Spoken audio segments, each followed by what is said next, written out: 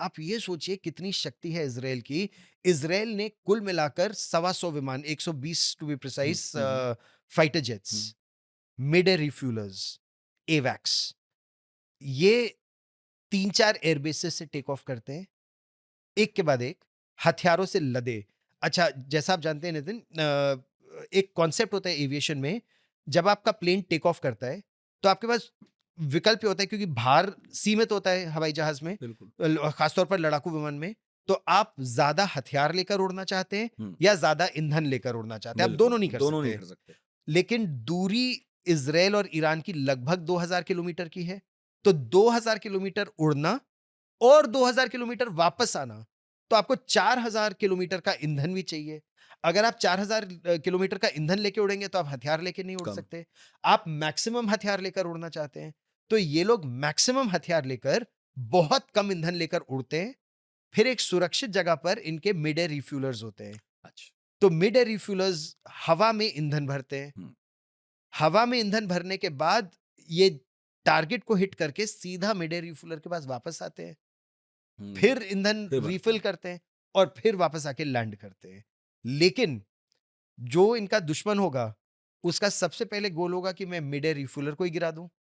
अगर मैं हवा में इनका मिड एयर रिफ्यूलर गिरा दूं, तो इनके प्लेन आगे आ ही नहीं पाएंगे। आ जाएंगे तो वापस नहीं आ पाएंगे। वापस नहीं तो आएँगे। जैसे जापानीज एयरफोर्स ने सेकेंड वर्ल्ड वॉर में किया था, तोरा तोरा तोरा तोरा तोरा, हुँ, हुँ, कि उनके जितने विमान आए, वो पर्ल हार्बर पे उन्होंने अटैक किया, लेकिन इतना ही ईंधन था कि वो बस, वन वे जाए। बस गए तो खत्म। विमान खुद मिसाइल गिराने के बाद खुद खुद भी मिसाइल रॉकेट हो ही बन जाते गया। थे। हाँ, हाँ। लेकिन इसराइल ने तो ये हाराकीरी नहीं किया, ये तोरा तोरा तोरा नहीं किया। हुँ, कम ईंधन के साथ उड़े। उस मिड एयर रिफ्यूलर की सुरक्षा के लिए उसके चारों ओर एक सुरक्षा कवच करीब 10 विमानों का होता है, कि कोई उसको ओहो! ना टारगेट कर दे।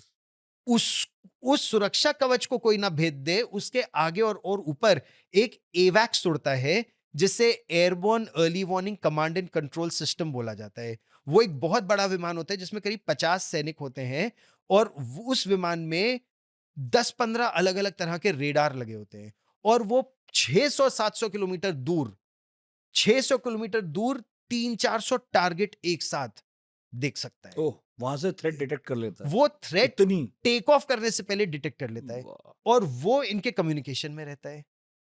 तो वॉर इज क्या हो रहा सच है एन हवा में? Absolute science and total secrecy. अच्छा, विमान अगर एक के बाद एक उड़ेंगे, तो विमान अंडरग्राउंड तो उड़ नहीं रहे। जिस एयरबेस से उड़ेंगे, वहां 10 लोग देखेंगे। हुँ, 10 लोग ईरान के स्पाइस भी हो सकते हैं। बिल्कुल है। अगर एक के बाद एक विमान उड़ रहा है, तो कोई ईरान को एडवांस वार्निंग भी दे सकता है। तो आप ये सोचिए, 100 विमान अलग-अलग एयरबेस से उड़ाना, और एक के बाद एक नहीं, ऐसे उड़ाना कि किसी को पता ना कि चले उड़े कितने? कि उड़े कितने। तो उसमें ये भी करते हैं कि एक बेस से उड़ा, तो दूसरी बेस से 2-3 लैंड भी कर गए, कि वापस आ गए। लोगों को लगे नॉर्मल एक्सरसाइज करने के लिए उड़ रहे हैं। इतना कॉम्प्लेक्स इनका एयर ऑपरेशन था, जिसके बारे में उन्होंने मुझे बहुत सी जानकारी, क्योंकि मैं उनके साथ घंटों, मेरे पास और हुँ, कुछ करने को नहीं होता हुँ, था। हुँ। मतलब उनका टीवी भी मेरे को समझ नहीं आएगा, सब हिब्रू भाषा हिब्रू में, चल रहा है। तो समझ नहीं आएगा। वहाँ कोई सिनेमा हॉल आप जा नहीं सकते, कोई किसी से मिलने जा नहीं सकते। तो मैं अपना सारा फ्री टाइम भी आर्मी, एयरफोर्स, नेवी के ही साथ गुज़ारता था। और वो फिर जब आप फ्री टाइम पर बात करें उनसे, तब वो आपको काफ़ी चीज़ें तब बताते ढंग हैं। से बताते हैं। असली हाँ, बात तब बताते तब हैं। असली बात बताते इंटरव्यू हैं। में कौन बताता है? तो उस समय उन्होंने मुझे बताया कि किस हुँ। तरह उनके ऑपरेशंस प्लान होते हैं।